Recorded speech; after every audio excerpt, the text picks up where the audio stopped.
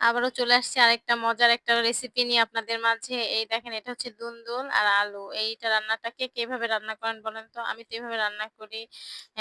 এই গরমে একটু ঠান্ডা, ঠান্ডা সবজি খুবই ভালো লাগে। এই তো পেঁয়াজ, কাঁচামরিচ দিয়েছি, সাথে একটু রসুন দিয়েছি, জিরা ফোড়নও দিয়েছি। এবার হচ্ছে আমি জিরা গুঁড়ো দিচ্ছি। তারপরে হচ্ছে হালকা মসলা। আমি কোনো বেশি মসলা এড করিনি। একেবারে হালকা মসলায় রান্না করি। হালকা মসলা খাওয়া তো আসলে শরীরের জন্য খুবই উপকারী। এই তো এটা ভালো করে কষিয়ে নিচ্ছিলাম। একটু লবণ দিয়েছি। তারপরে হচ্ছে যে একটু চিংড়ি মাছ দিলাম সাথে।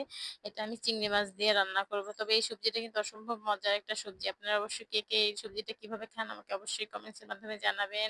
আমি কিন্তু এভাবে রান্না করি। আমার বাসায় পাতলা, পাতলা ঝোল খেতে খুবই ভালোবাসে বাচ্চারা এবং ওর বাবা খুবই ভালো লাগে এই গরমের ভিতরে।